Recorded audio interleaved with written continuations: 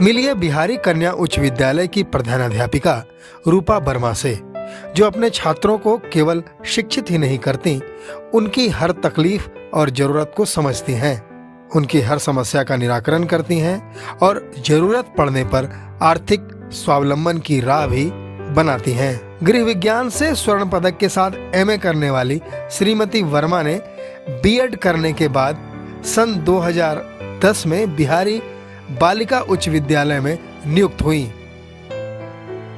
2019 से श्रीमती वर्मा प्रधानाध्यापिका के प्रभार में इसी विद्यालय में हैं।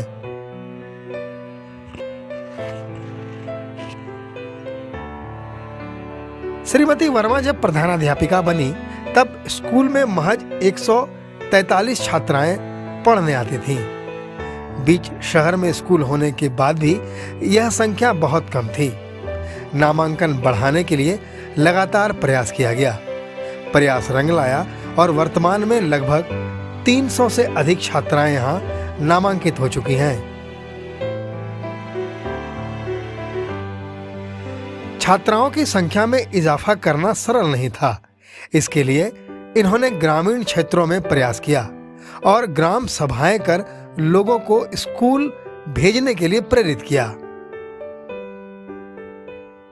शहरी क्षेत्र में स्कूल होने के बाद भी अब इस स्कूल में आसपास के गांव की बच्चियां पढ़ने आती हैं।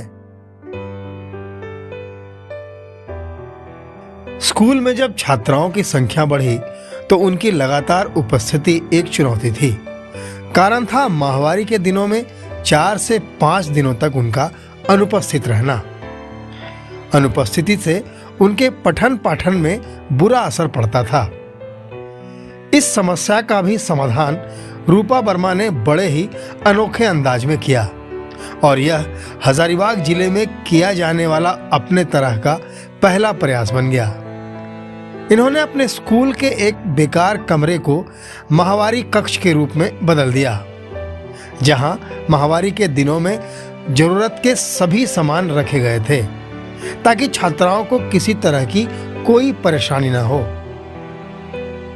उनके आराम के लिए वहां जगह थी, गर्म पानी की व्यवस्था थी, सैनिटरी पैड की व्यवस्था थी।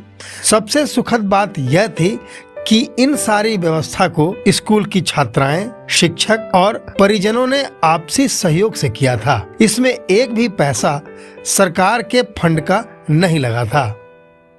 इस कक्ष से फायदा यह हुआ कि अब छात्राओं की उपस्थिति कक्षा में पूरे महीने रहती थी। परिवेश के बेहतर होने के बाद भी कुछ समस्या सामने थी। अब अनुपस्थिति का कारण कई छात्राओं का अर्थाभाव था। आर्थिक स्थिति के कमजोर होने के कारण कुछ छात्राओं को घर में रहकर कार्य करने की मजबूरी होती थी। गहन सोच विचार के बाद इन छात्राओं को व्यावसायिक प्रशिक्षण की ओर जोड़ा गया और स्कूल में ही इन्हें कई व्यावसायिक प्रशिक्षण दिए गए। टेराकोटा से लेकर कोहबर कला में इन्हें पारंगत किया गया। अब इस स्कूल की छात्राओं के द्वारा बनाई गई कलाकृतियां कई स्टॉल की मुख्य आकर्षण होती हैं।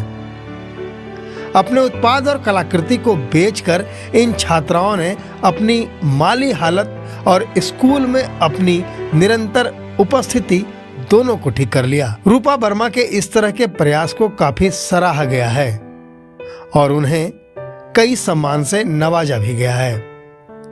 प्रधानाध्यापिका के रूप में अपनी एक अलग पहचान बनाने वाली रूपा वर्मा अपने सफर पर लगातार अग्रसर हैं। इनके प्रयास को सलाम।